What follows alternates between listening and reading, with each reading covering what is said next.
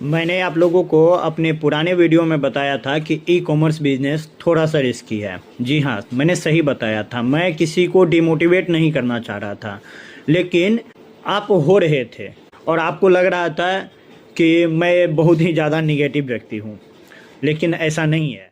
E commerce business सच में बहुत ही ज़्यादा बेनिफिशियल है। मैं अभी 6 महीने से काम कर रहा हूँ और मैं चाहता हूँ कि इसमें और भी बहुत समय तक इसमें काम करता रहूँ, क्योंकि इसका सबसे बड़ा फ़ायदा यह है कि मुझे घूम घूम कर कहीं भी कोई प्रोडक्ट को बेचना नहीं होता है।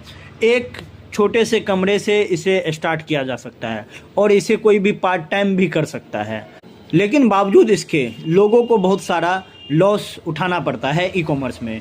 क्योंकि सबसे बड़ी बात इसमें यह है कि आपको पूरे इंडिया के सेलर से कंपटीशन करना है, क्योंकि ई कॉमर्स पे बहुत सारे सेलर ऐसे भी हैं जो खुद प्रोडक्ट को मैन्युफैक्चर करते हैं।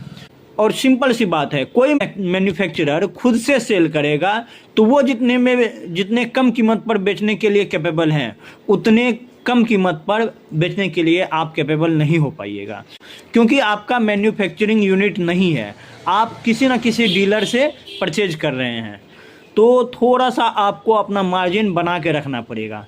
और कस्टमर का एक ही रूल है, जब कोई भी सामान कम कीमत पर कहीं भी अवेलेबल है तो वो वहाँ से परचेज करना प्रेफर करते हैं। इसलिए आप जिस भी प्रोडक्ट के बारे में सोच रहे हैं कि इसकी लिस्टिंग मुझे करनी है, तो आप श्योर हो लीजिए कि वह प्रोडक्ट ऑलरेडी ऑनलाइन में नहीं हो। जैसे मैं एग्जांपल बताता हूँ, यह एक बेल्ट है, ठीक है। इस बेल्ट को 100 रुपीज़ के अराउंड बेचा जा रहा है। मैं श्योर हूँ कि ये बेचने वाला खुद मैन्युफैक्चर कर रहा होगा, क्योंकि 100 रुपये अगर इसका मीशो प्राइस है तो इसमें कट खुट के कितना मिलेगा, सारा कुछ काट मार के फाइनल बैंक सेटलमेंट के रूप में 60 से 65 रुपये आएगा। आप कहीं से भी खरीदने जाओगे तो 65 रुपये आपका खरीद ही पड़ेगा। तो आप उसमें पैकेजिंग डालोगे, फिर उसका पोस्टिंग आएगा ट्रांसपोर्ट का, फिर उस पर GST, तो मोटा मोटी आपको 80 रुपये का ये खरीद ही पड़ जाएगा। तो आप कहाँ से बेच पाओगे 100 रुपये में? कम से कम आपको अपना मीशो प्राइस रखना पड़ेगा 150 से प्लस में।